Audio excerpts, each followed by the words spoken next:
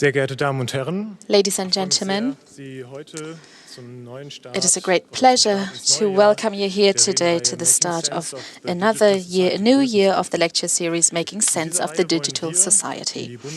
With this lecture series, we, that is the Federal Agency for Civic Education, or BPB, and the Alexander von Humboldt Institute for Internet and Society, want to provide a space, and this is the third year, for information, exchange and discussion on the opportunities and challenges of digital transformation and their impact on social cohesion and the way we live together. Together with high-profile, exciting speakers, we will be discussing different perspectives, new approaches to digital technologies and the changes they are causing. The continued huge interest in this series that you are demonstrating here today, despite the bad weather, shows that we have scored a hit there, so thank you all for having shown up. At the same time, the BPB and the Humboldt Institute for Internet and Society are also continuing these debates in other places and in other formats. Just to give you an example, the Humboldt Institute published a special issue under the Internet Policy Review entitled Defining Concepts of the Digital Society. And in that special issue, they followed up on the topics and even contributions of our lecture series. It's available online via open access, so we invite you to have a closer look. The BPB is also trying to use other formats to continue the discussion or follow up on it. Just one example, we had the Digi conference, the future that we want to live in, took place in Frankfurt at the beginning of March and will take place in Frankfurt in early March and in late March. The Bonn talks will also be organized. We are also trying to make these contributions available online. They are available as videos or will soon be available as podcasts. Thank you very much to Hebel am Ufer, the theater, for continuing to be the venue for tonight's series, and to Alex Berlin Broadcast as the media partner. Now I am delighted to welcome Sybille Krämer, who will be the first speaker in this year. Thank you so much for being here. And now I'll pass the floor to the much appreciated moderator for tonight, Tobi Müller. Thank you.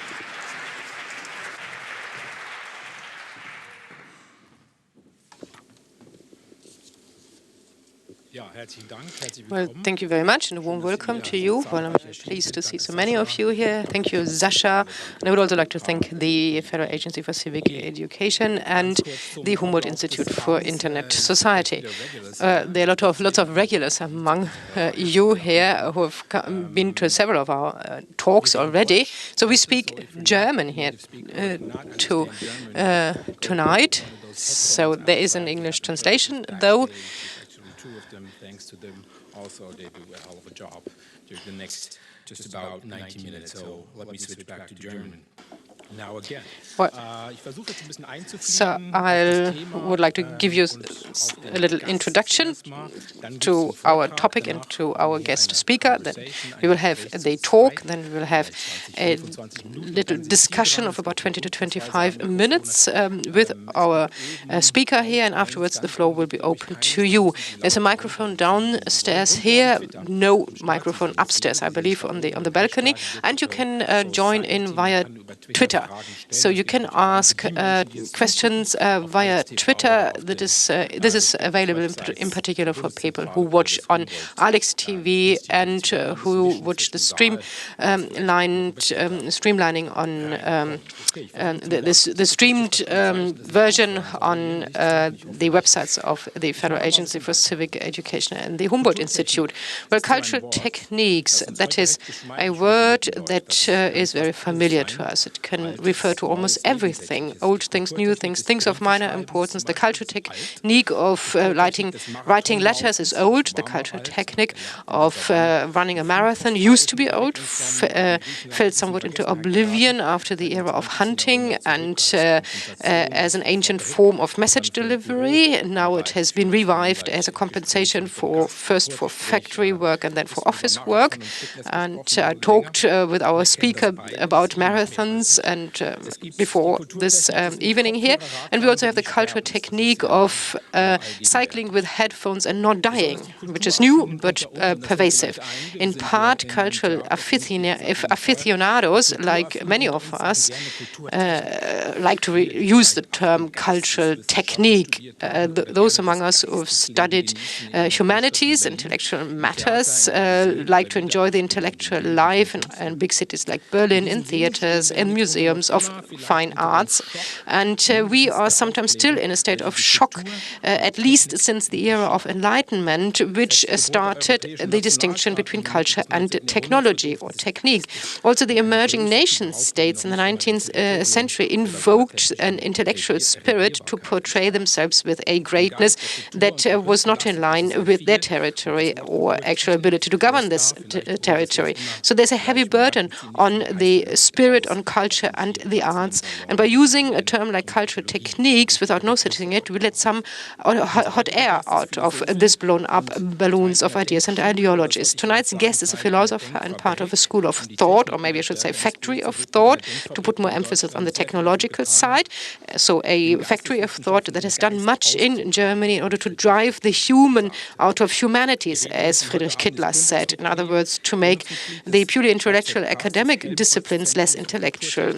The speaker of tonight is a founding member of the Hermann von Helmholtz Center for Cultural Techniques, and also she worked at the Humboldt University. She founded this together with Horst Bredekamp, Friedrich Kittler, and Thomas Macho.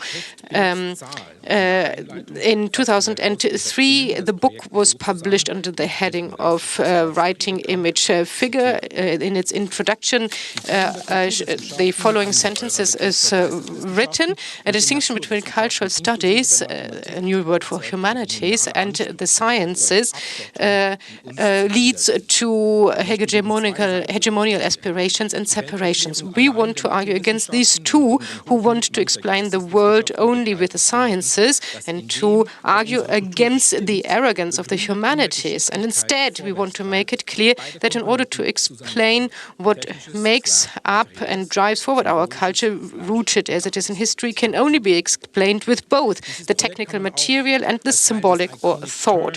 This project can also be understood as part of the iconic turn, namely the shift from writing to image. And then one, that is our speaker, actually saw that it is not that culture is not only made up of text, but also of images, of surfaces. Not every sign refers to something that is spoken, for example, in mathematics. So not every image is language. Now metaphors that we've used for centuries are suddenly on shaky ground. Is language deep with a deep meaning? Is surface flat, or could deep mean also slow and inefficient?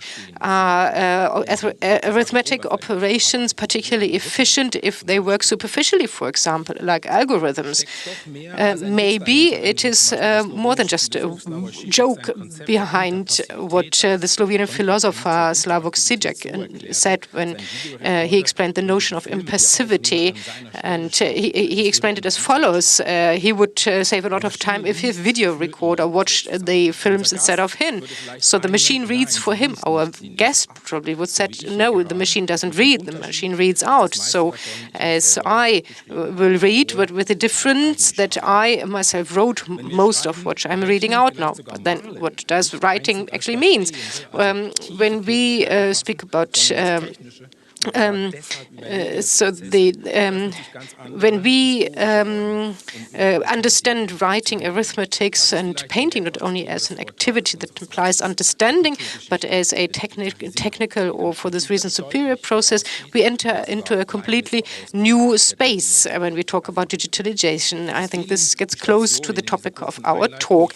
I haven't mentioned her CV yet. I only wanted to make sure that you are aware, if it hasn't been clear to you yet, that you are aware of the importance of our speaker and her career. That is, she studied philosophy, history, and politics in Hamburg, Marburg, Düsseldorf, also an interval in Oxford in 1989. She became the current professorship for theoretical philosophy at the Free University in Berlin.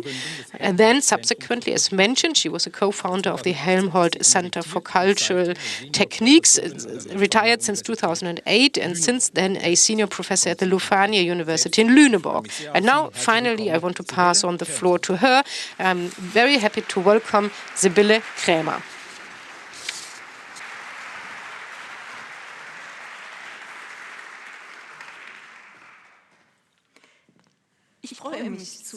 So I'm very pleased to be able to speak to you. I'll wander up and down here. That is what I actually need. I always feel the urge to physically move in order to get my intellect moving.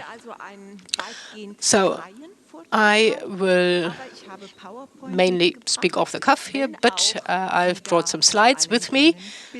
But you will probably, you will see mainly images on these slides. Around the center of the 70s, I'll start with a biographical note. And around the center of the 1970s, I started to think about computers. At that time, I was a PhD student. Joseph Weizenbaum wrote his Power of the Computer and the Lack of Power of Reason. He wrote this book there, but so the critical intellectuals at that time. So we were full of hope at that time. We were full of hope that the computer would enable us to communicate in a way that would overcome discrimination of race, gender, age, and so on, so that it would allow us to communicate without any such discrimination. Or that the computer would open up avenues to knowledge to us that one could regard as democratic. So Weizenbaum at that time already raised a sound of warning. So I also prepared 2 pages of my main ideas for this evening. It is available at the exit of this room. So Weizenbaum at that time expressed this criticism, but still we continued to be euphoric. I don't have to tell you how many years have gone by since, but the idea of the universal, non-discriminatory communication has created, in particular, the abolition of every barriers for hate speech. That we have pessimism, which is very widespread now, and that now the access to also democratic access to data has led to data abuse. So that seems to be the situation that we are faced with today. So I'm repeating this story, this narrative of the shift of the computer from utopia to dystopia, from hope to an apocalypse. So this narrative is something that today you see and meet in lots of different versions and forms, and I want to distance myself from that. And I want to do this on behalf of this ancient Roman god. So we all know the word of the goddess of Janos. So the Janos he had a face towards the front and a face towards the back. So he could walk into both directions. For the Romans, he was the patron of doors and gates. And when you think about what a door actually means, a door as a technical kind of tool, then it becomes clear very quickly that this doesn't say anything about whether this new technique or technology is good or bad. It always depends on who uses it. So the entrance to a castle makes it possible for enemies to enter the castle, for example. So, but at least the idea that this Janos, this god, this ancient Roman god, was the patron saint of doors and gates, and maybe this could show us how we should think about technologies. So we should think about it in terms of an ambivalence. So I want to argue that every technology is ambivalent, and of course this also applies to digital technologies. And in this way, I want. No, sorry. Let's go back. I think it's really strange. So 45 years. I've been dealing with this for 45 years now. But I think it's very surprising and astonishing that digital technologies have spread in such a dramatic and radical way in our societies, and that they have become very attractive. And this attractiveness has led to this pervasive use, kind of undermining of our society. And this can only be explained by saying that it is not only disruptive. So the digital did not come about only as a result of the computer and then has overwhelmed us with its success. No, I think that's not right. I think this radical career, this enormous attractiveness of the digital can only be explained if we believe that this and come to the conclusion that the digital has a much longer story or history, and maybe that there was a history of the digital even before the computer era, and that this actually makes it explains it that when our society forged this alliance with the computer, that this made it possible for the computer to become such a success, namely that the digital existed before the computer already. So what does the digital mean? What does the digital mean in the times before the emergence of the computer? Let's think of so try to add 19,788 and 16,061. Well, that's pretty difficult if you do it in your head, and you can also write this down in Roman numbers. So this is what it would look like if you write it down with Roman numbers, and you can see that this is pretty complex and difficult. Well, it is a simple addition, after all. So we all know how we usually do that with our cultural technique of arithmetics. So we write the different numbers one under the other, then we do the calculation with the small figures, numbers between 1 and 9, and then this makes it possible for us to do complicated calculations. Have you ever seen a number? I believe not. But we, as a kind of civilized society, have the possibility to invent signs for these invisible units that numbers are, and then we can handle them in such a way that we can do complex calculations, and even children can do that. So it's so easy that even children can do that on a sheet of paper. But you can see also that depends on what sign system you use, whether it is easy or not. So if you were socialized or grew up with a Roman numbers, then you would have to do it with an abacus, which is pretty complicated. But if you are used to the decimal system of numbers, then you can do this addition of big numbers in a very easy way, so that even children can do that. So we owe this to Al-Khwarizmi. He is a Muslim scholar. So the Indians developed the digital system, including the zero. So the Babylonians already had that. So the Indians did their calculations with, or their arithmetics with the zero number, and they also had symbols for different kinds of calculations.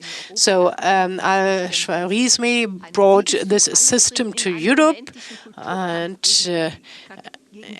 this was quite a cultural battle against the Catholic Church and against the use of the Roman system of numbers. The problem was that this new system brought by Al-Khwarizmi included the number zero. So just think about what it means to do calculations with zero. So we usually think about the number 10, but how is it possible? So when we have 4 cows and take 4 cows off the field, then it's not that you have 0 cows on the meadow. You have simply nothing on this meadow. So how can you think of a sign to represent something that doesn't exist? And how can you calculate with something that doesn't exist as if there was something, although it is not quantifiable? And so let's say the 4 cows is probably a stupid example, but so let's take nuts. So why can you deduct 5 nuts if you only have 4 nuts, and then you get into the negative figures? And I think this generally goes beyond one's own imagination. It was George Boole, the mathematician, in 1788 or 1888, who George Boole invented the concept, the notion of an empty amount, and so this was a solution for making the nothing quantifiable. So why have I talked about the story here, or about this history? What does it mean to do arithmetics? If we So his the name Al-Khwarizmi is by Leibniz is changed into algorithm. So if we use his technique, then the interesting thing about it is that we do complex things, not by handling figures, but by dealing with the signs that represent these figures. And at the same time, we treat these signs in such a way that it would be necessary for us to know the exact meaning of these signs for doing the calculations. So we can do our calculations with zero without knowing what zero actually means.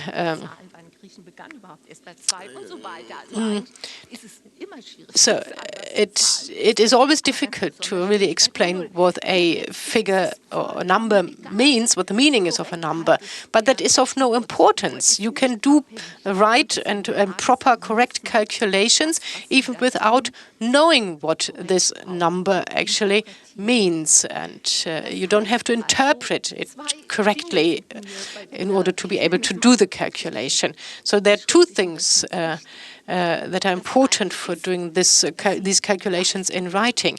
So the intellectual work is realized and done in a way that is almost without intellect. And the second thing is that you don't have to understand why these calculations are possible. So multiplication, dividing, things like that. Why is it possible? Well, you don't have to understand that. You simply have to know the rules. You use the algorithms. You do the calculations, and in the end, you have a result.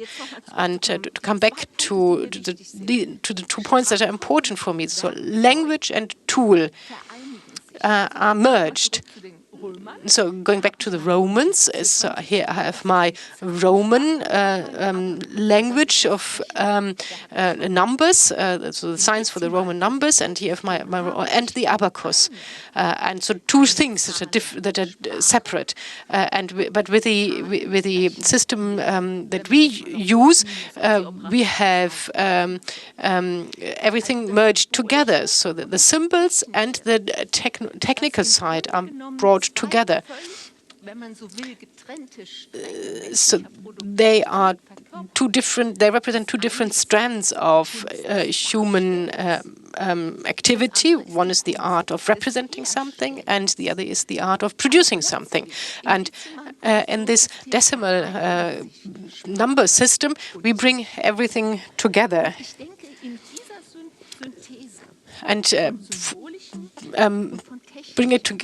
We have this kind of synthesis of the science and the technique, and I think this is at the core of explaining why what we do with computers has become so successful. So language and technology join forces and become merged, and are brought together. And a second factor, this also has to do with the essence of technology, namely the knowing how, that is, knowing how we do something, is separated from the knowing that. So the knowledge about why something works in this or that way. So wherever I use this technology, and here we are talking about some kind of intellectual techniques, so wherever I use these intellectual techniques, the knowledge about how something is done is separated from the knowledge about why something works. And to conclude, another quote, which is to wind this up. So Whitehead wrote together with Russell the Introduction to Mathematics. It's a pretty famous book about logics and paradoxical things. I don't have to repeat that. But I think this clearly describes what we have to understand in order to understand how intellectual work can be used. A long time before the computer came about, we developed the computer in ourselves. And we don't only think on the paper, but basically I think we think together with the paper. So as soon as I do a multiplication in writing, in the old-fashioned way with paper and pen, then this formed a kind of symbolic machine consisting of a human being, paper, and the pen, and the most elementary knowledge about most basic multiplication. So I will talk about this in 6 steps, and we've reached the 3rd step already. And I alluded to this before. I've called this the alphabet. So I presented to you the cultural technique that this joint, basically, of what computation is about. So now this brings us to a different but related force of productivity, and that is the alphabet. What does digital mean? What does digitization mean? As you can imagine, there are hundreds of answers to this question. And I love how sometimes things can be seen in their simple essence. And in this regard, for me, digitization is about dividing up a continuum into separate and individual elements, to then encode these elements and combine them in a new way again. So this breaking up of a continuum into individual systems, that is the foundation, the root of the digital. So now think about what the alphabet means for the continuum of speaking. And I don't want to give you too many details about history, but the Phoenicians' alphabet did not have any vowels. The ancient Greek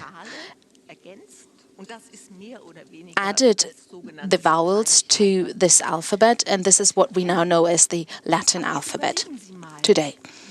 But now think about it. If I stood up here on this stage and was recorded in a with phonograms, then there would be pauses and breaks when I need to breathe, for example, but there won't be any breaks between the different words or sentences or phonemes. And what we know from empirical research is that spoken language, speaking, is an uninterrupted flow of sounds. But if it was transformed, then even if only the rhythm was recorded, that would not be what the alphabetization of something that I said means. And once we've realized this, that the alphabet does not only transform something that is happening on the spatial dimension into a sequence of spatial markers, then you think, what does the alphabet do? And of course, this would mean that I would be talking about this at length, but there's one thing that I want to draw your attention to. I don't know whether it's the only one, but I'm drawing your attention to it now. So the alphabet is a system that is like the maps of language. And this is where the digital comes in as a free system of letters that provides the opportunity to be projected to our language that can then be understood and visualized as a system. So in German language, for example, we have capitalized and lowercase letters. These are grammatical systems, and you could never express lower or uppercase in your language flow. So it's only the written language of the alphabet that makes language visible as a system that includes grammar, etc. But I do not want to go on talking about this. But what I want to talk about is the following. The alphabet is not only a digital system to note and record our language. Think about letter using algebra. A plus B equals C. All of these equations, Pythagoras, etc., all of that it's enshrined in our minds since elementary school. So how can you express the universal nature of these equations? You can't. We had to invent the alphabet first. François Billet in 1500 something had the idea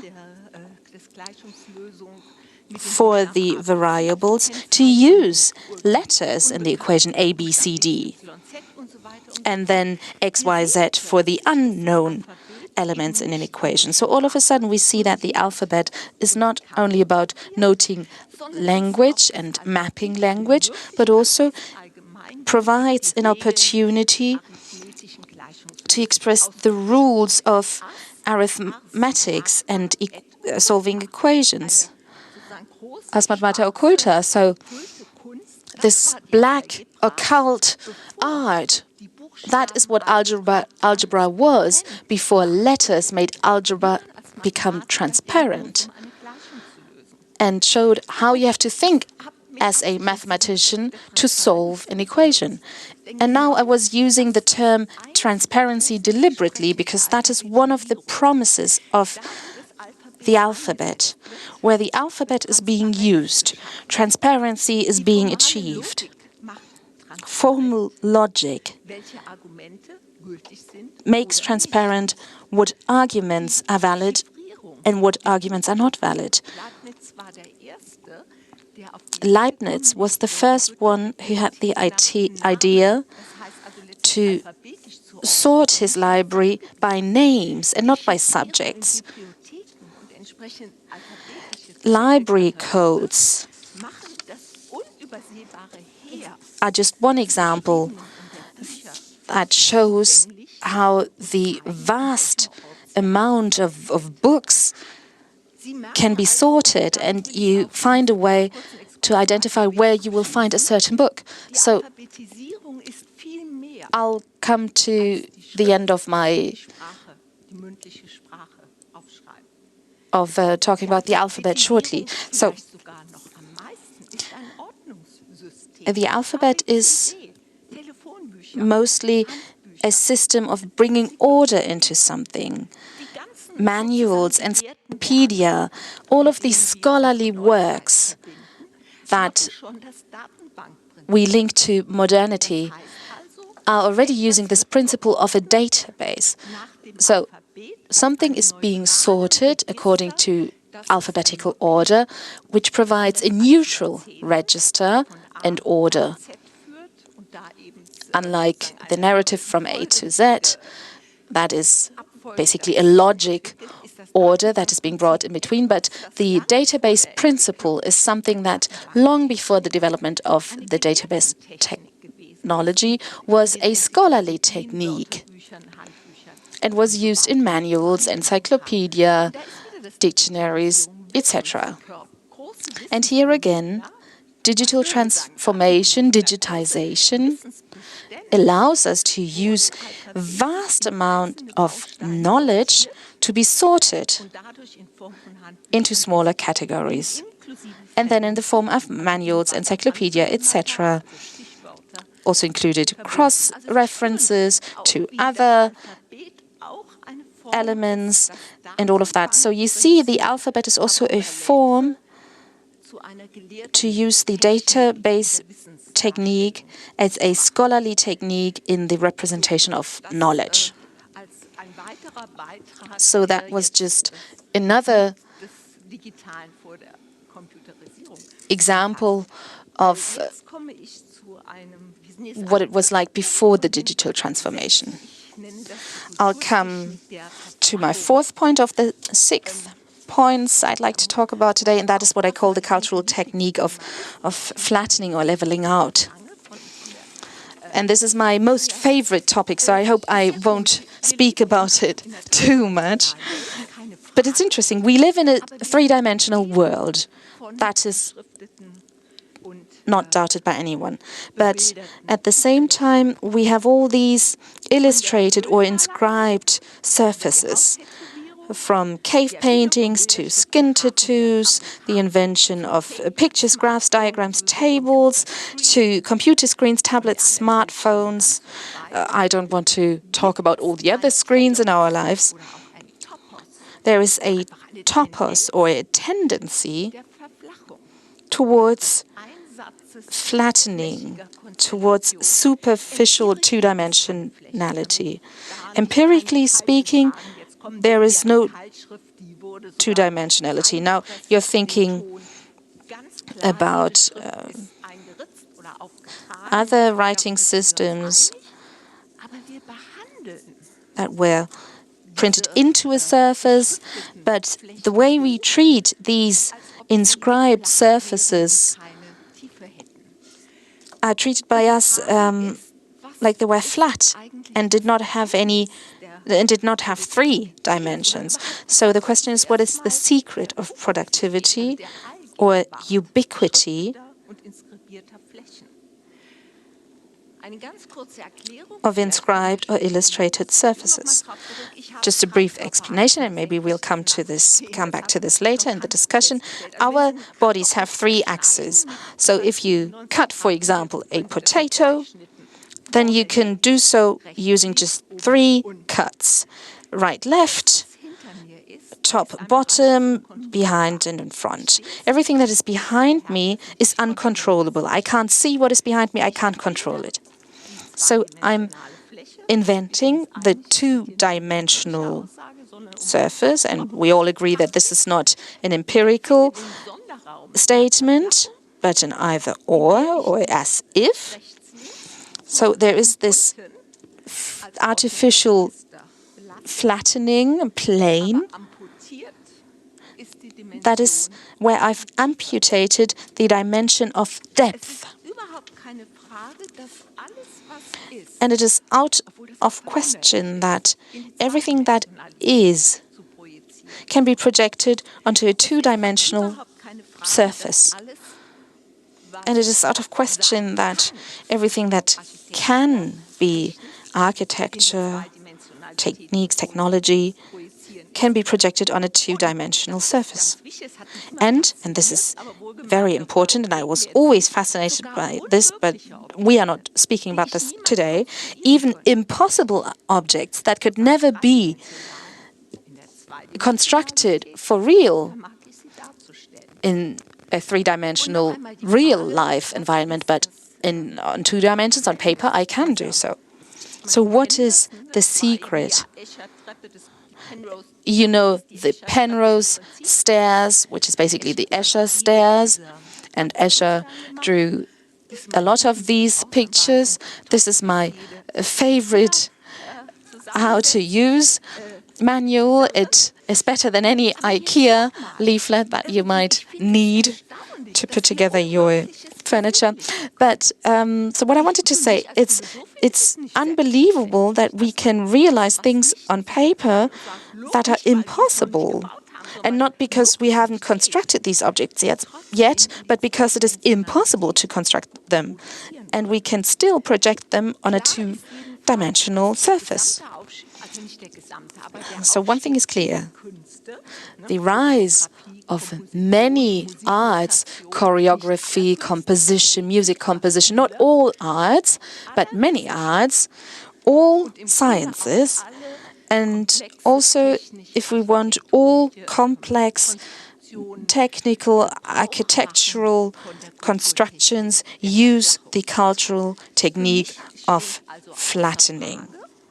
So for me, there's no doubt that even though in the rhetoric tradition that nobilitates depth in when we speak and discredits superficiality, I want to draw your attention to the fact that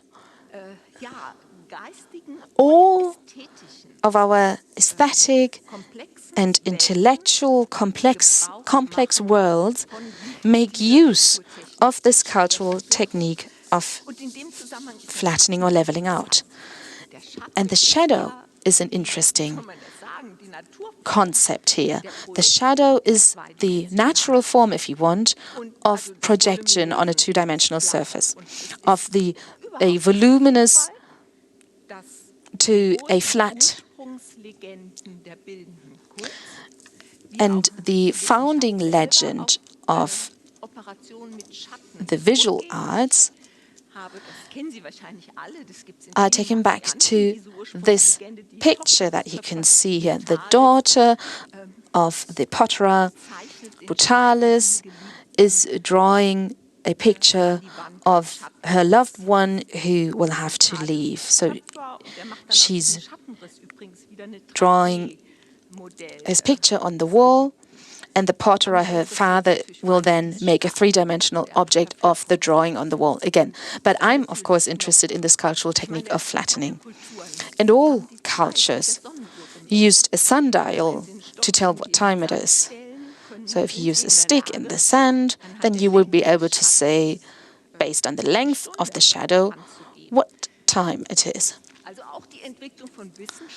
So even the development of science and measuring time is an important element in the development of science. This too uses the shadow. But in this case, the shadow is mobile here. But it's quite complex, really, because here in this example, it's not only time that is being measured, but also days and months that are being determined here. So I do not want to go into more detail here, but I think we haven't done enough research on the shadow yet. So many scholars and researchers are thinking about light, but the shadow is really under research, if you want. The shadow, for us, it's often the underworld. The light is about truth, and the shadow is the dark side that you can't control. But I think something is wrong about this narrative, but that is a different story. So this brings me to my second last topic, which is going to be very specific. And I could now give you very many examples about digitalisation of computers in my two-pager that you can find outside. I'm mentioning three focus areas. I'm quoting Weizenbaum, and it would be unfortunate if all those copies were not taken by you later. So please go and take a copy after my talk. But I'll now give you two examples about pioneering works.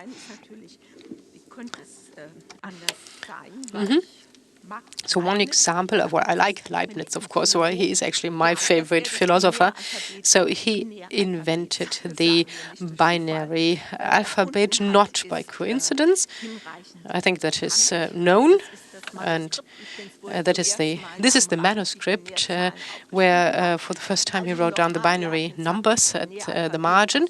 So he developed the binary alphabet consisting of 0 and 1.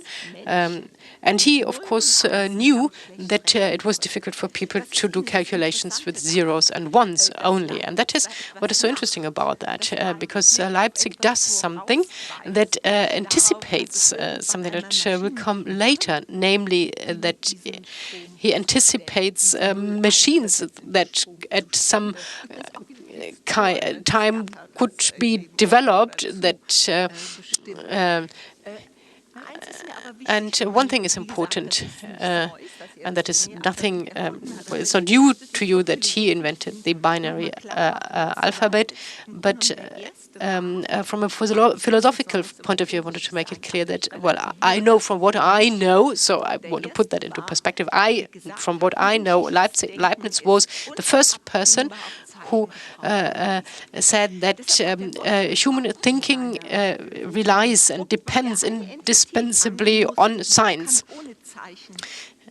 And that is why he needed a god, because he believed that there has to be some kind of creature, or a god that understands the world without science, but a human being is locked up into a system where he or she needs science to understand signs that serve as a kind of threat, awareness, a threat to get out of the labyrinth of the maze of non-understanding. So no no understanding without science. And that is the essence of his thought. And these signs for him always had more meaning than the representation of what was accessible to human people. So let's think of the zero. Did zero exist before people invented a sign for that? So depends on whether you are a supporter of Platon.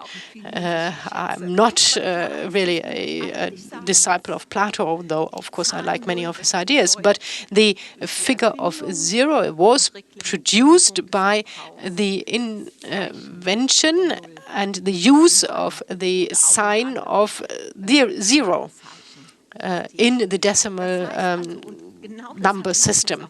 And that is what Leibniz realized. So the signs do not only represent something to which people don't have access to, but these signs are small machines that create at the same time those the content that they represent.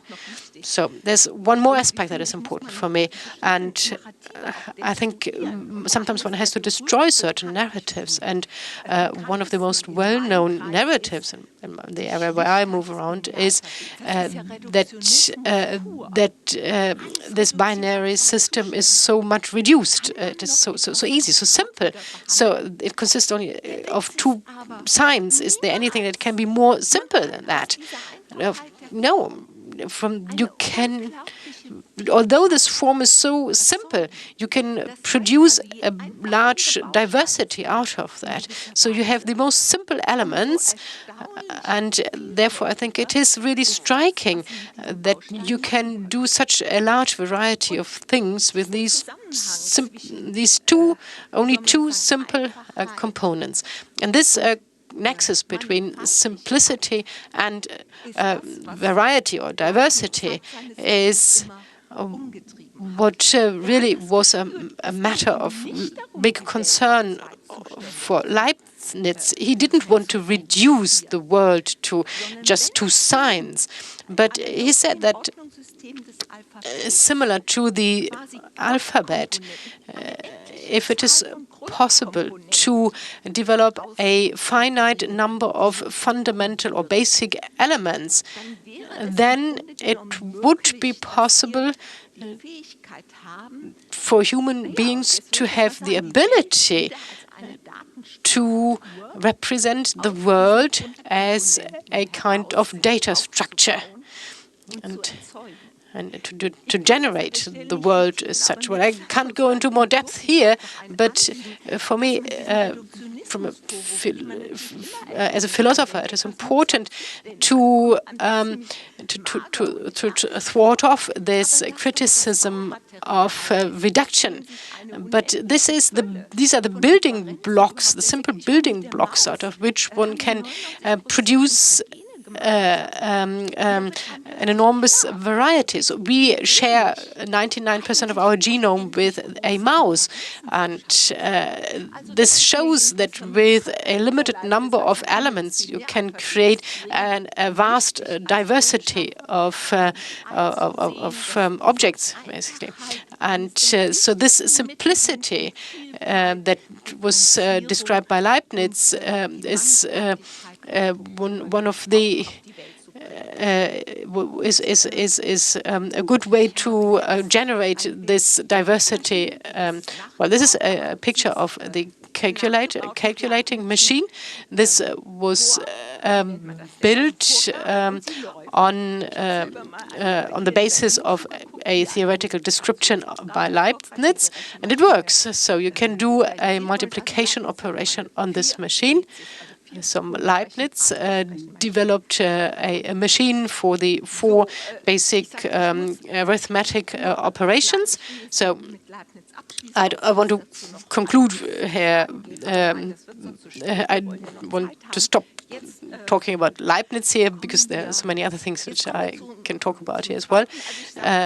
As I said, I only have two examples here, and the second example is Eva Lovelace that I want to present her to you here. So this is the first draft of a universal machine, which today we would call a computer. It has some storage media. So all these are cogwheels that you can see here. So you look from an eagle's point of view on this draft. So this is one of many of the drafts of this machine, or designs of this machine. And so Charles Babbage developed that. So Ada Lovelace was the daughter of Lord Byron and Anna Milbank, and so her parents divorced 8 weeks after her birth, and which wasn't rare at that time, also a scandal. So Anna Milbank wanted to get rid of the Lord Byron elements in her daughter, and therefore she raised her daughter under very strict and secluded conditions. This meant that her daughter was not to get into contact with sciences or mathematics.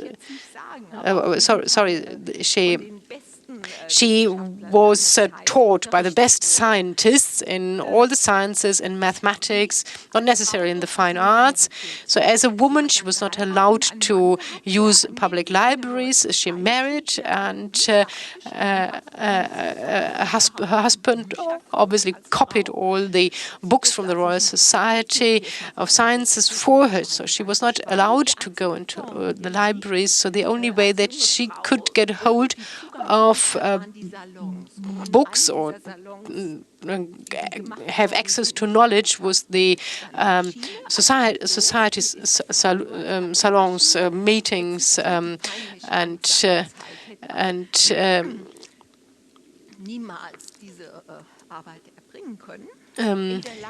Ada Lovelace was very Charles Babbage developed his machine, and Ada Lovelace was enthusiastic about this machine. I don't only want to talk about her life, but as a child she developed and designed flying machines driven by steam engines. So Ada Lovelace heard about the analytical machine developed by Charles Babbage. So she entered into a constant exchange of letters with Charles Babbage. So they basically wrote each other every day. And Ada Lovelace developed the first operational program for this analytical machine developed by Charles Babbage. So I only want you to take note of this, the representation as a table. So the vertical axis is the time axis, and so on. So she did the calculation of the Bernoulli numbers. So these are a series of numbers that you need for trigonometrical operations. So they developed this program that made it possible for this analytical machine developed by Charles Babbage to calculate the Bernoulli numbers. She used programming techniques that are still used today.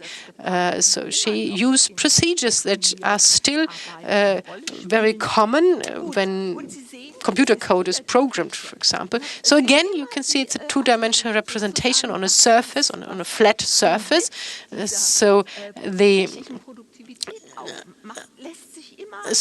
this genius and this ingenious invention can again be reproduced and represented in this flat way and reduced to this flat way. Another quote representing a quote from Ada Lovelace. She recognized the universal character of this machine. Similar to Leibniz, she recognized that if you do calculations with numbers, and the Bernoulli, if numbers are natural numbers, that when you do calculations with such numbers, you need to develop algorithmic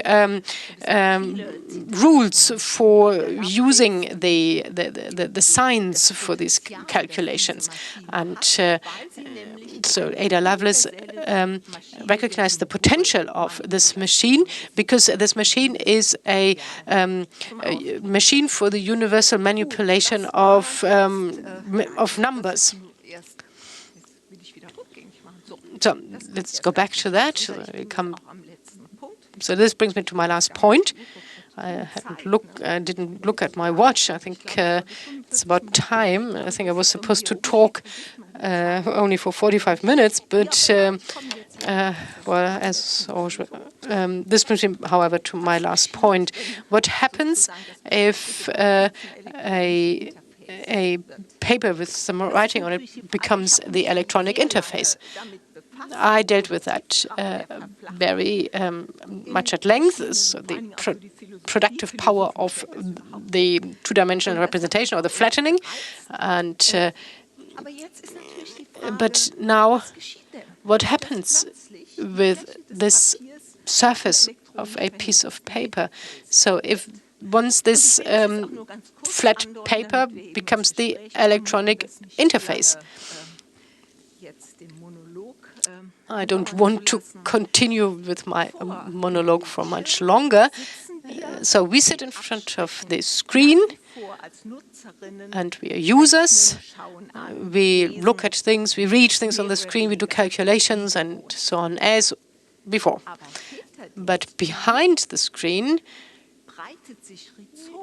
we have, like a rhizome, a universe that is spreading, where only protocols, algorithms, programs, and machines communicate and interact with each other in a way that those who sit in front of the screen no longer understand this universe of machine interaction, and they don't understand that. They cannot even influence, and they don't, and of course they cannot influence and manipulate that. So this now means that the depth is coming back. So what used to be uncontrollable and unexplainable, that we reduced to this two-dimensional surface or plane in an artificial way. So this whole region of the uncontrollable, unintelligible comes back with this machine. This brings us back to the ancient god of Janos. So this is actually what is of interest to me. So the depth is coming back. So what is uncontrollable comes back. So this promise of transparency that was brought to us with the alphabet. The alphabet was the promise to make knowledge accessible to all of us. There was this promise of transparency with the alphabet, and now this transparency reverts into intransparency, into something that is opaque, that we can no longer understand. And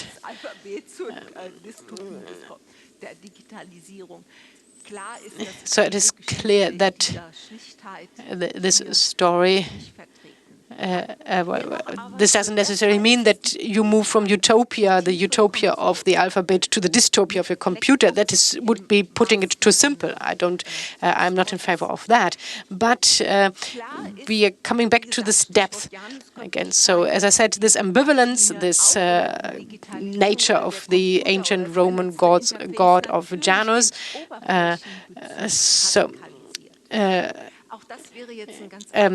Well, I could talk about the screen, and this is two-dimensional again, but I'm still thinking about that and working on that, and I have no conclusion for that yet.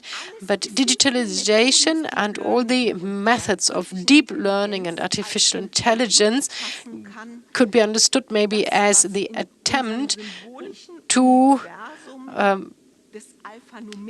what we have in our universe of alphanumerical systems, that what is hidden in this universe, what is implicit in this alphanumerical universe, it is a hidden trace. And now with these artificial intelligence and digitalization, we are trying to make this visible again. So when we read a normal text, we are guided by conventions, like headings look different from the rest of the text. We know that names are different from other nouns in a text. So a lot of knowledge is used when we read. So if a machine is now used, or if a machine is now requested to or asked to read a text, then this implicit, unconscious knowledge and assumptions have to be made explicit. So all the annotations that we have, so the implicit text has to be translated into a text with markups, into a text that a machine can actually read. So the difference of what a heading is and what the rest of the text is, that is something that has to be made visible for the machine. And the difference for us is visible from the surface, from the sheet of paper, or to make sure that a machine can detect my signature as an author, so that so that a machine can be tasked with finding out that a specific text was written by Sybille Krämer. So my digital fingerprint is my fingerprint is very easy. You only have to read all my texts and then count the words.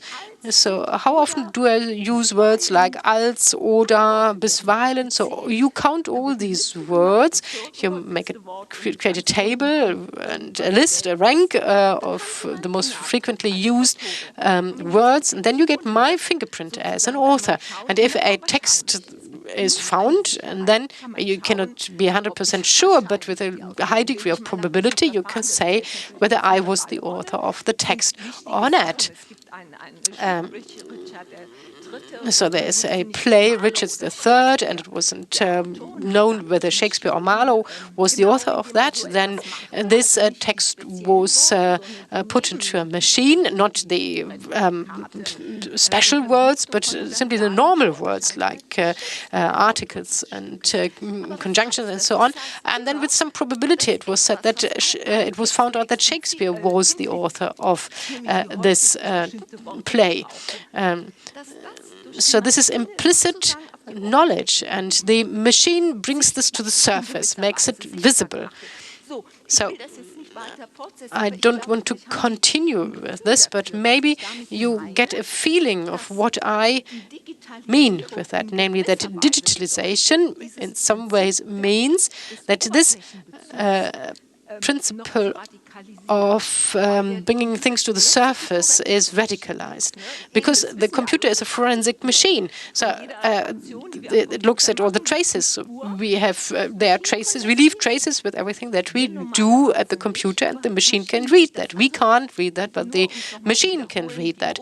So this this principle of putting everything on a plane, on a two-dimensional surface, is not made obsolete, but it is made, it is radicalized with the help of the machine. So I haven't come to an end. I haven't finished my thinking about this, but I think what I've presented here is already pretty plausible. So browsers, for example. So a browser would be a nice example for this focus on the surface. So this universe, which can be browsed through, will be brought to your screen. According to the Google page ranking algorithm that we don't know. It is probably pretty simple, based on the number of clicks, but the whole written universe is canonized with the help of a ranking algorithm, and it is projected on this kind of surface for us as the users. And if the depth is then comes back again as a kind of uncontrollable power, then it becomes clear at the same time that the superficiality is radicalized. So that means to a more radical that bringing things to a two-dimensional surface is made more radical. Well, unfortunately, I have to go through all the slides again to come back to this quote here, quote by Immanuel Kant. Another problem that I'm thinking about, without knowing where it will lead me, is the aspect of digital empowerment. And despite colonialism, post-colonial studies, and all of that, I believe that Enlightenment with the universal human rights needs to be defended. Enlightenment is a program that still has to be implemented. It never became a reality, but it is a program that makes sense. But I ask myself, do we not maybe need a new digital enlightenment? And I don't really know yet what that would mean, but I've found this quote by Kant that it is about empowerment. So that might be use your own mind, use it yourself, and don't let the church or government tell you what to think. Well, we all know this, but the question is, and I'm doing this now, but this is really the question, if you transform this to our digital society, what would this mean? What could digital enlightenment look like? And that is the question with which I'd like to end my talk, because I don't have the answers yet. Thank you very much for listening, and that was it for now.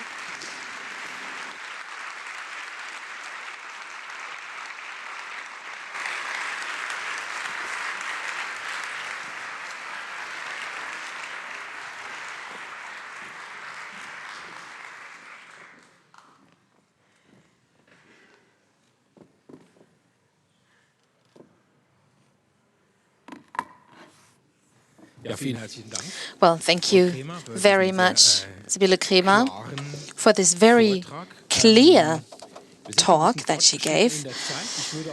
We don't have that much time anymore, but I would like to try and talk about 3 topics with you here today before we open up to the audience and their questions.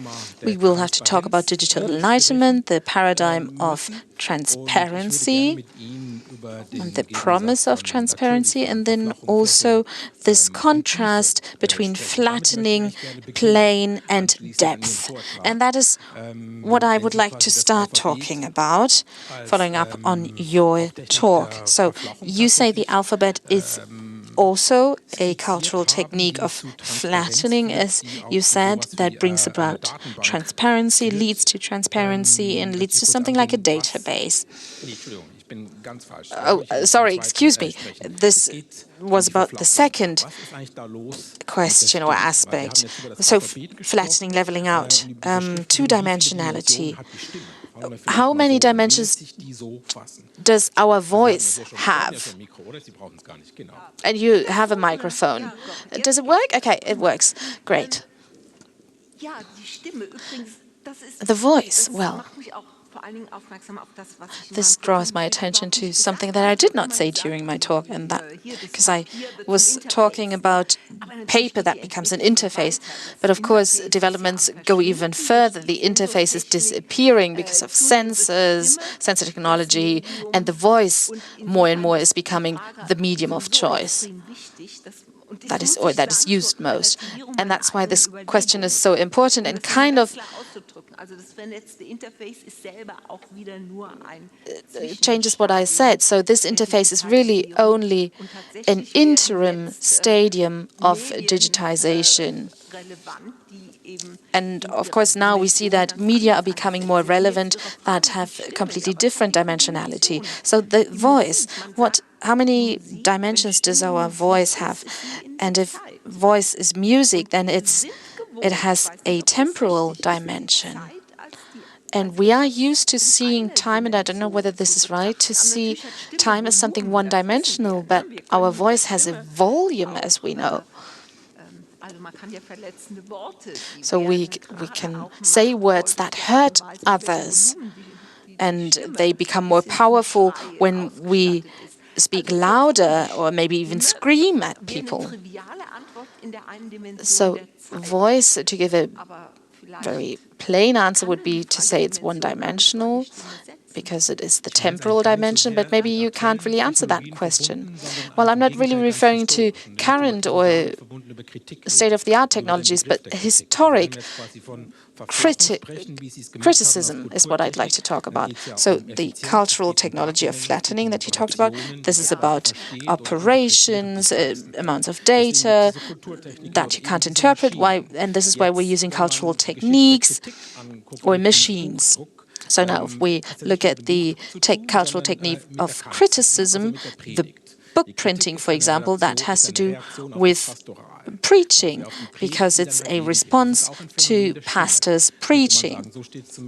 Or a sermon, for example, that is what Foucault says when he talks about what criticism is. So criticism is what one voice has to say to counter another voice. To put it differently, is the cultural technique of flattening something that makes criticism less important? Well, coming back to the voice. So before books or writing came into being, there were oral societies. And that is interesting because our cultural memory in societies that know only the voice and no graphic, two-dimensional recording of language only use the voice. Homer, as we know, was nothing else but songs. So there's this repetition of songs, this rhythm that he uses. And what is interesting here, or strange, is that our voice is already tending towards enlisting things. And that is strange about the use of our voice, that we simulate a writing system before the writing system even came into being. So our voice is basically saved as something flat in our minds. Well, you could say that, because what is a repetition? A repetition is reminding ourselves of one and the same thing time and again. Sequencing. Well, the voice is trying to use this cultural technique of flattening or simulate it in its own medium. I've never thought about this before. I don't know whether this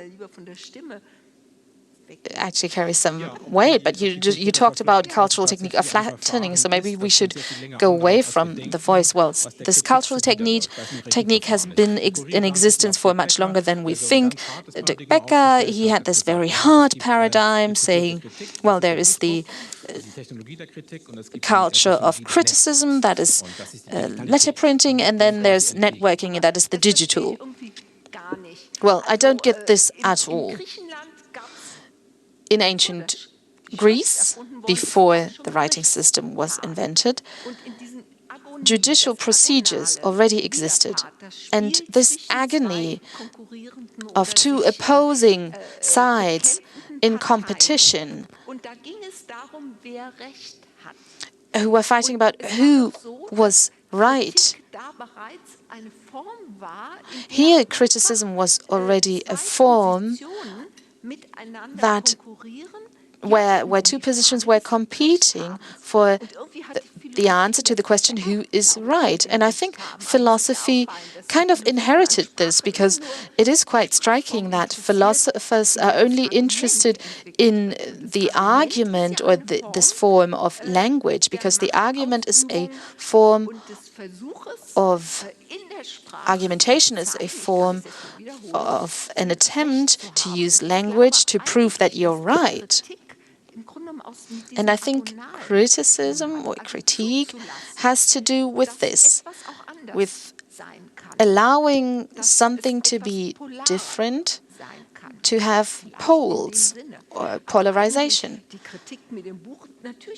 But of course, criticism is about language, because when I say something orally and you criticize me, then I can always say, but I didn't say it that way. And then in my memory, I believe I said what I did not say. So you are adapting what you said according to what you think later in life.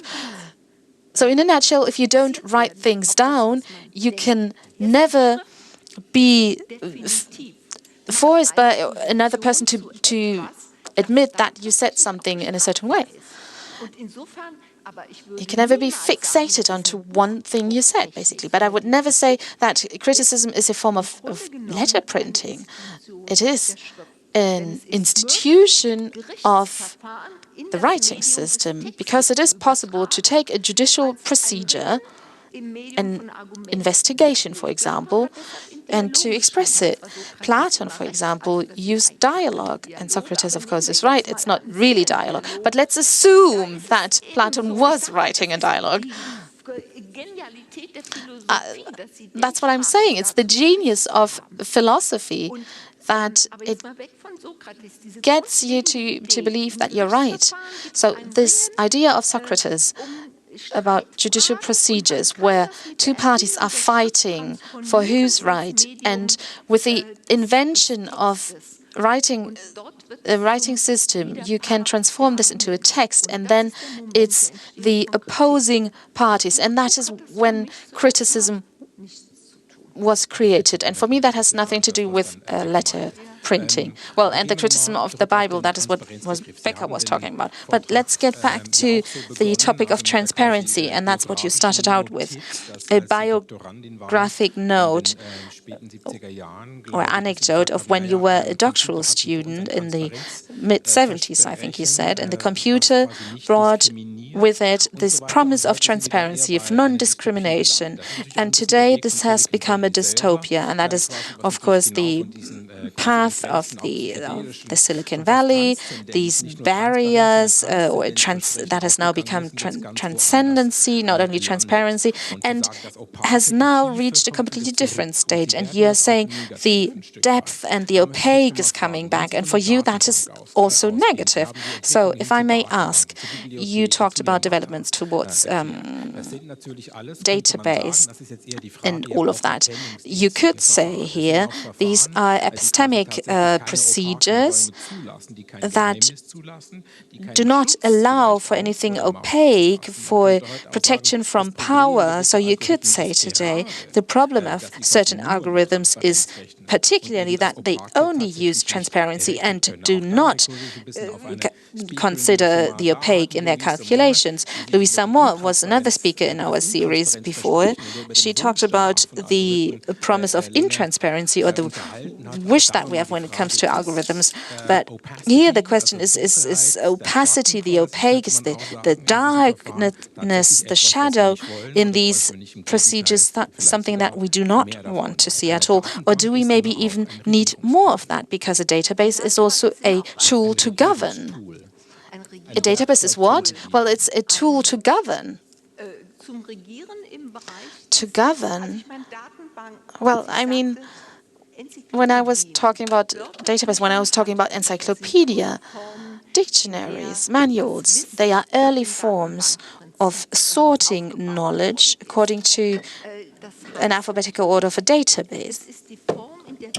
So it's a form of making knowledge accessible. And there's no doubt, Ada Lovelace, I mentioned her. there's no doubt that the encyclopedia, the French encyclopedia of Diderot d'Alembert, is in the library, and Ada Lovelace had no access to this encyclopedia. So there's no doubt that the question who has access to knowledge, this power of access to knowledge, is a question, is a political question. For me, it really is about saying, well, it's awesome, it's amazing that this sorting according to the alphabet makes it possible for us to sort these vast amounts of data and information and make it processable. And this brings us back to the two-faced god of Janus, who's standing in front of our door. The question is, have we created the political, etc., framework conditions to allow this potential to fully develop? So, when symbolic algebra was invented, Adam Riese, we all know him as saying, basically, he was the one who taught others to do calculations, and pupils all knew this. So it was democratization of knowledge. The first time it became possible, thanks to the alphabet, letter-based algebra, as we always say, to solve equations and to make this knowledge knowledge that is available to pupils. Then it is a different question when you try to say who had access to schools, who was allowed to go to school. That is a political question.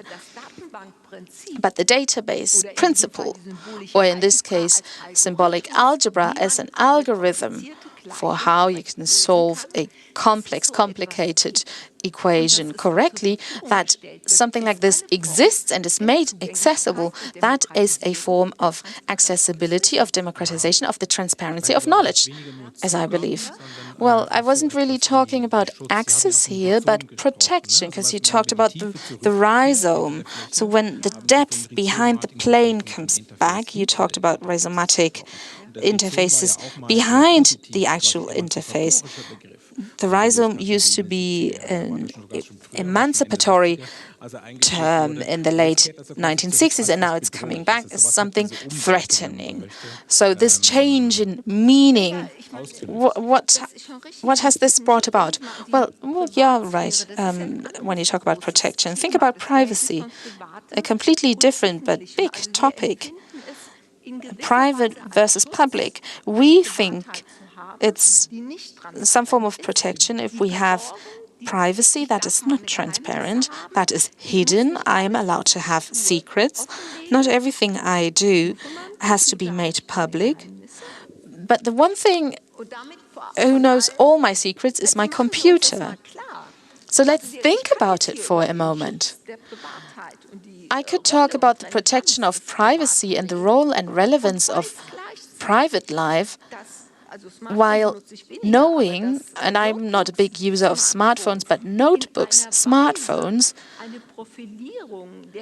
trace our profile, the profile of any person in a way by using data traces that goes way beyond, in terms of depth, what the person knows about themselves. Computers know much more about us because they also analyze your subconscious activity, the kinds of videos that you watch, etc. And along these lines, I believe that you have to see that with digitization and digital technology, privacy is basically disappearing. I can't know it or realize it yet because I still believe that I know what I'm doing when I use my computer. But it's a fact, privacy, which was only invented in the 19th century, if you want. And if you grew up in a village, well, privacy is not a big issue there. There's not much privacy when you grow up in a village, but it's part of our identity and it protects our identity.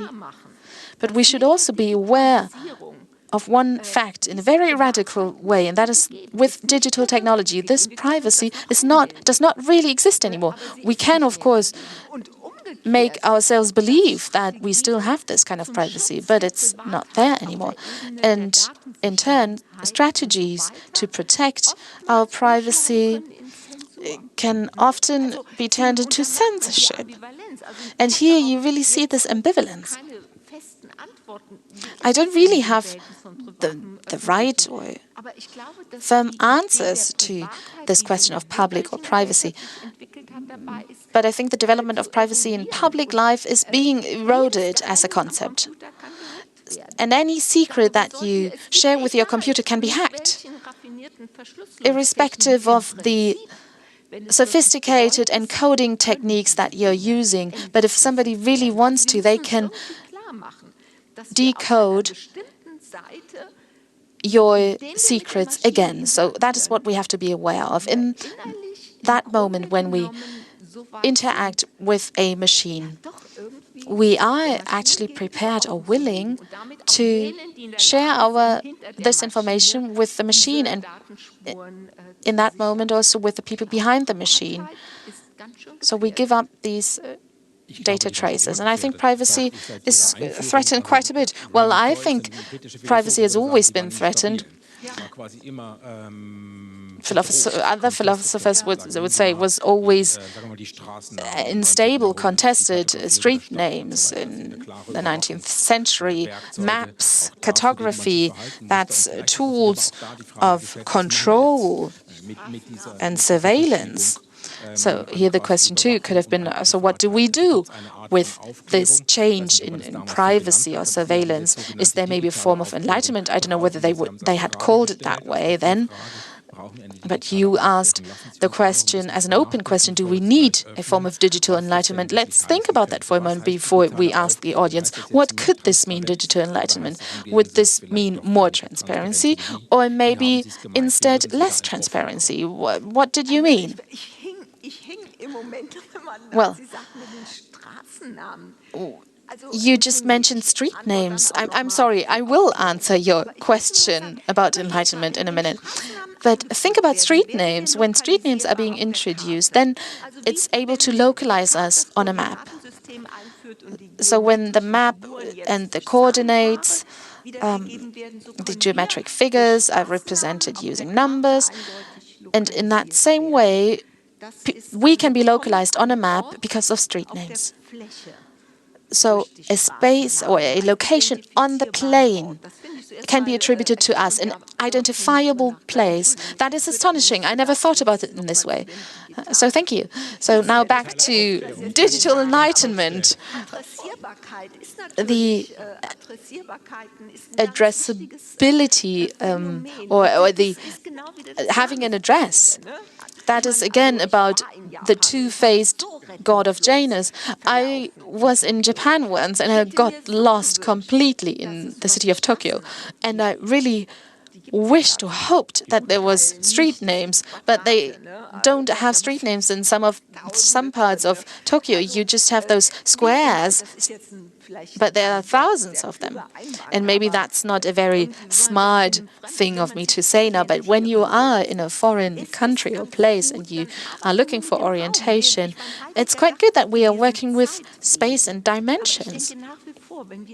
I still believe that when we are faced with a problem, we use space as an orientation. So I think street names are very positive because they help us to find our way in a foreign place. The map is another example of a flattening technique. So now let's get back to the digital or digital enlightenment. Well, it was also something that the postman and the police really wanted street names. Well, of course, it made life easier for them too. So what is digital enlightenment about for you? Well, European enlightenment was wrong about one thing, where I really think, okay, no, you can't do it in this way. And that is that the individual is the Cars cogito, the carrier of thought. So this is a singular here. And, well, it's clear that Kant meant that the individual has become empowered, self-empowered to think for themselves and make their own decisions. And no doubt, intelligence, knowledge is something general or something collaborative and collective. It's collective knowledge and intelligence. And here I'd really like to change what is traditionally believed or what was traditionally written about Enlightenment in Europe. The other question is that of empowerment. What does empowerment mean with regard to digital technology? And here I'd like to remind all of us that according to Kant, Enlightenment also is about methods. It's not only about thinking for yourself, but thinking in a certain way. And that means discipline, self-discipline. And here we can say a lot about discipline based on methodological thinking. But for science, for scholars, there is a great advantage. Now, when it comes to the digital, wouldn't digital empowerment also be a form of self-control?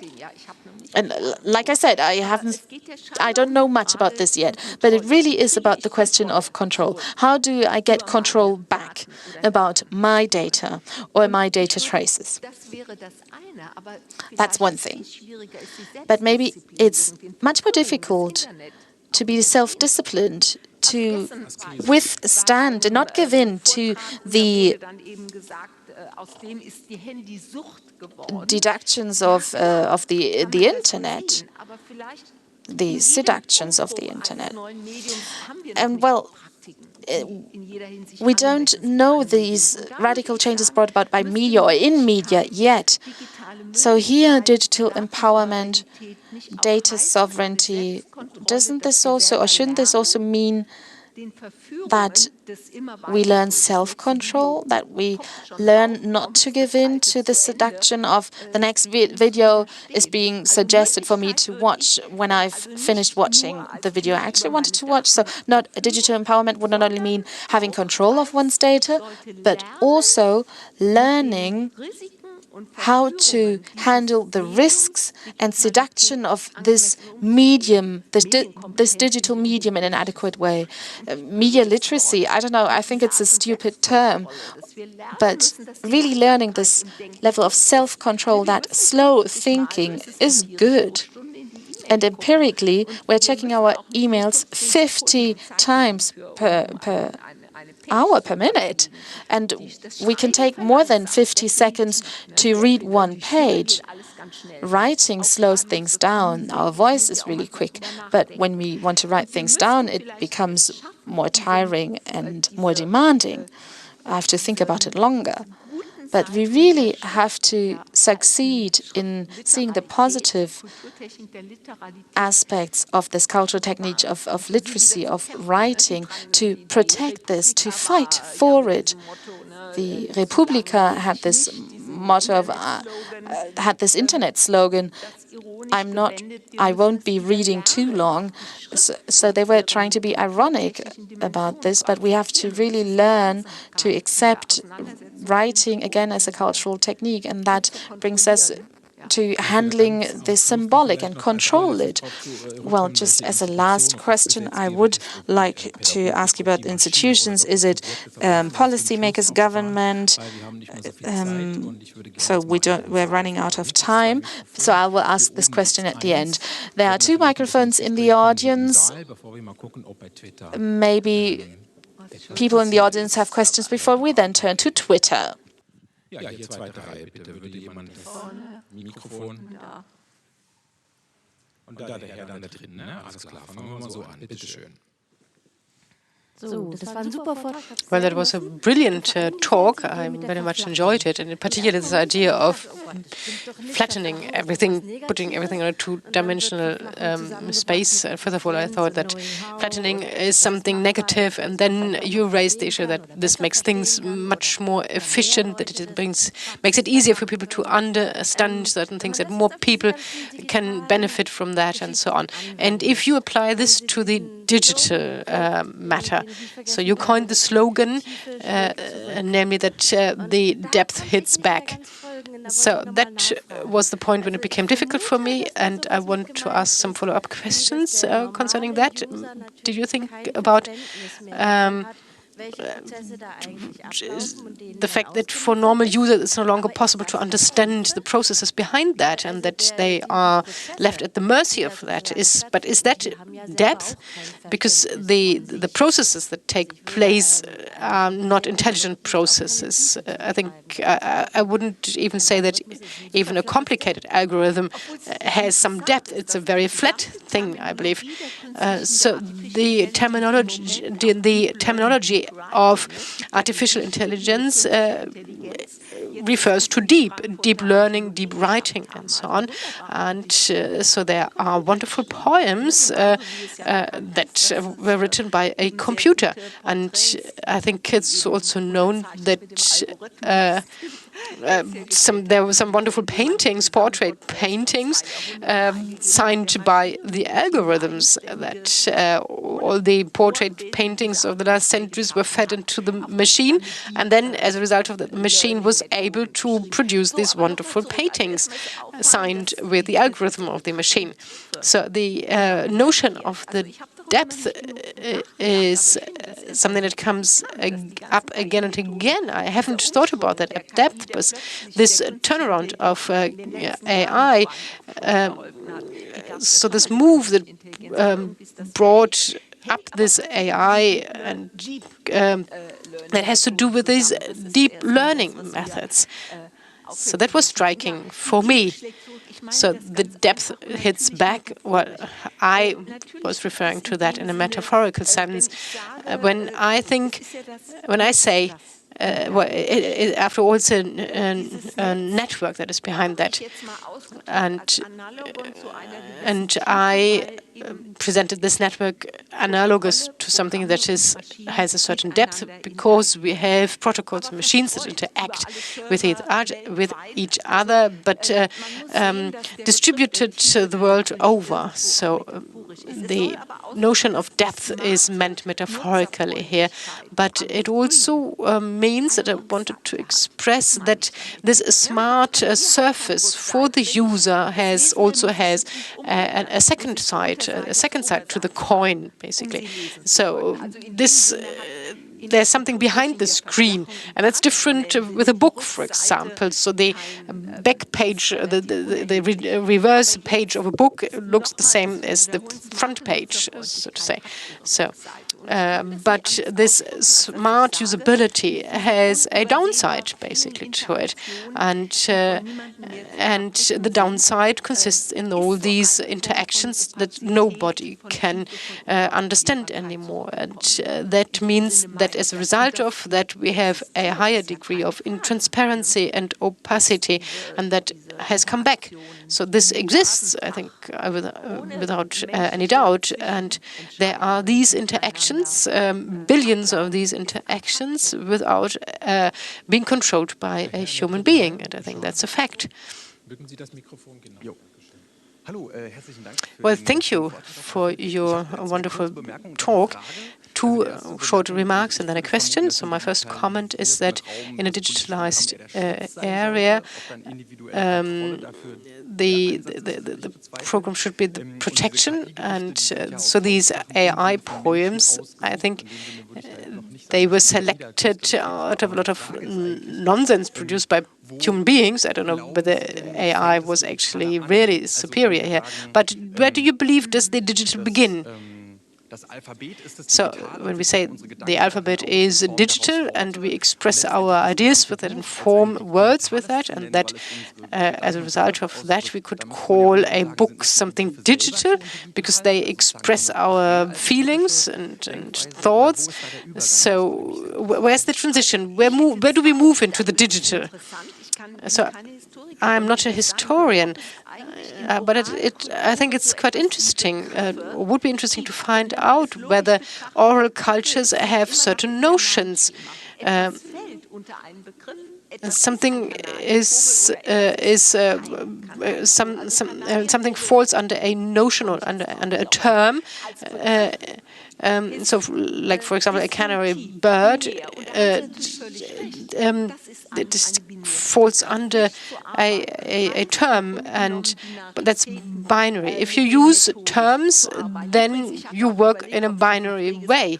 I thought about using a picture of Frege's book in this respect, but if the digital nature of something begins only with the emergence of writing.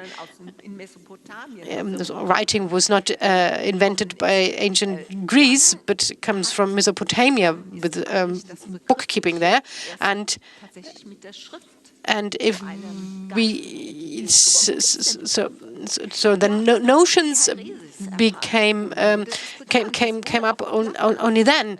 So Platon used the term heresis, so he uses planes and with graphs of a tree, and this branches off into lots of different notions and so on. So this is a theory of definition, and is a kind of binary representation in the form of a tree.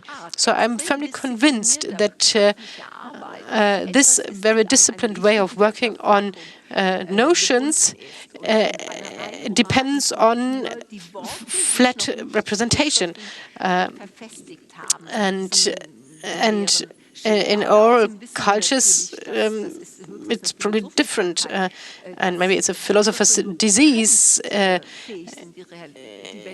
when we say that notions are only able in a limited way to describe the world. So notions or terms are very limited, often very plain and simple descriptions of something. So language doesn't work in a binary way, but terms work in a binary way. So are there any questions or comments sent in by Twitter? So an online question is, what is the difference between analog and digital maturity or empowerment? So what is the difference between maturity or empowerment in the analog and digital world? Not orality, but maturity or empowerment. So is that what Kant referred to? Yeah. Did I say oral use? No. No. So we're talking about the quote by Kant from mature people or individuals, empowered individuals. I want to say something very heretic here. So this demand for mature thinking, is it possible to make this demand without using certain media like writing? So oral societies with their very strict hierarchies, are they societies where the idea that the individual has to become emancipated and liberated from the instructions given by the superiors, is it possible at all? So analog world means oral for you, because so the question was, what is the difference between analog and digital maturity or empowerment? So I probably thought of analog society as to whether some kind of empowerment of the individual is possible in an analog society.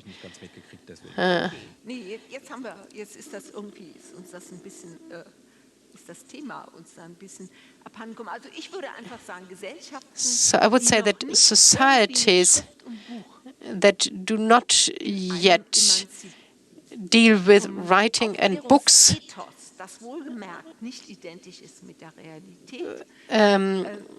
under the kind of roof of Enlightenment, that societies that don't use books and writings for emancipational purposes, that they don't have an idea of mature or empowered individuals.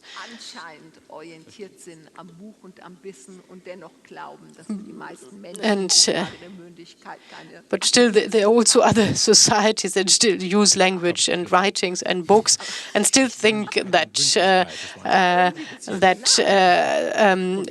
individuals don't need to be mature or empowered. In die erste Reihe wandern, das ist ganz am anderen Ende. Bitte helfen Sie kurz, das Mikro rüberzugeben, weil es ist tatsächlich für alle sehr viel besser verständlich, wenn Sie es ins Mikro sprechen.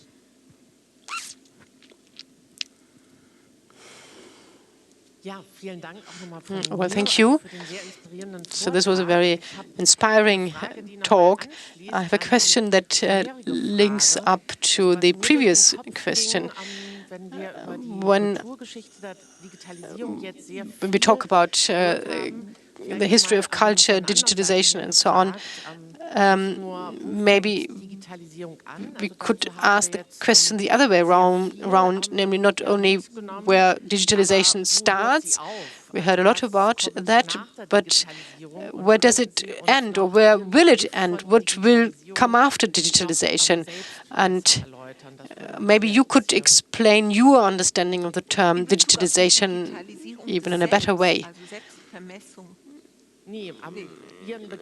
So your understanding of the term digitalization, not only with regard to deep learning, but digitalization in terms of reconstruction of the history of digitalization. Will there be something after digitalization? So I think we are so much in love with everything that is post-factual, or transhuman, things like that. So we're very much in love with those terms. I don't want to think in terms of utopian ideas like cyborgs and so on. I think all this is unclear to me. I simply don't know where digitalization will lead us to. And there's one thing that I'm fairly sure about, and that is that we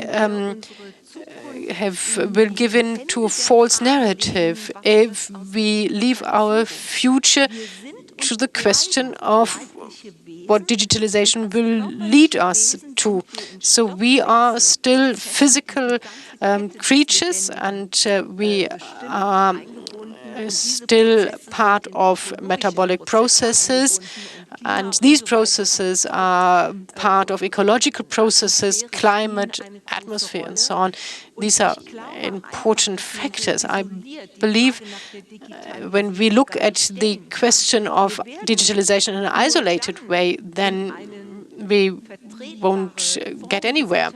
So we will only have an acceptable society in future if we manage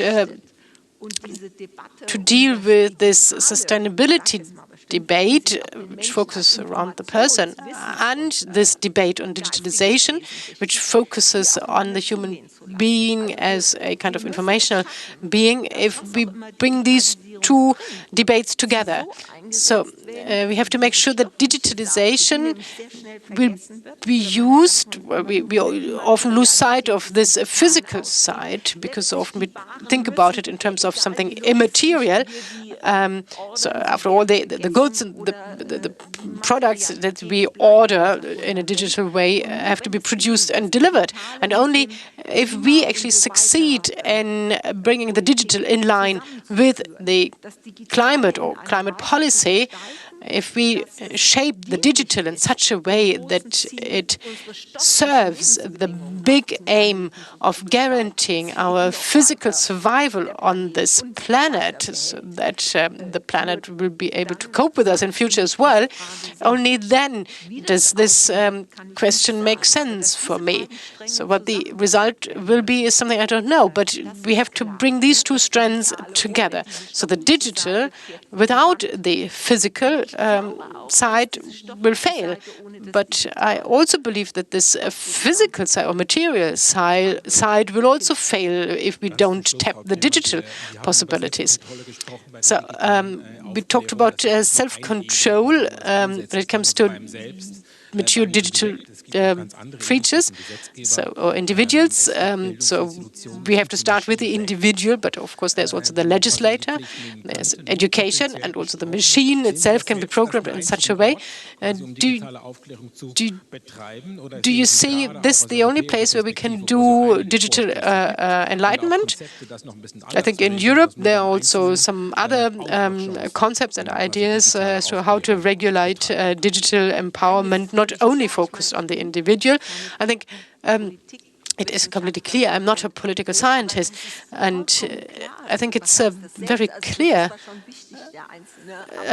The individual, of course, is important. A typical example, so hate speech, violent speech, offending language, and so on. I think it is quite interesting that the courts are dealing with that now. So the court judgment on the politician Ms. Künast is now appealed against, and I think it's necessary. And I think China involuntarily shows us that it is possible to regulate all this. Well, when I was so euphoric in the 1970s, I thought, well, nation state, forget about it. So we have the computer, it's global impact, global force, and so on. This will go beyond any national borders. And today, I'm not speaking about populism here, so I'm speaking about the fact that we have to learn that the digital is controllable and is manageable and can be governed politically. So you can think about China what you want about the digital policy of China. It was horrible not to have access to Google there, but they show us very clearly that it is possible to control the whole thing, and that is something that we can learn from the example of China. So my clear statement is that the belief that the computer will abolish all borders and national regulation will not be sufficient. I think we are called upon to devise our own third way forward. In contrast to what the Chinese do and the United States do, so based on the principles of Enlightenment. I think that is what we are called upon to develop a third way. So we'll continue on the 23rd of March with Lisa Dencic. That will be part on a festival which is called Spy on Me, so a festival on surveillance and digital technologies here in this venue here. And there's also the paper with the thesis by Ms. Krämer. And Sybille Krämer was our speaker tonight, and I would like to thank her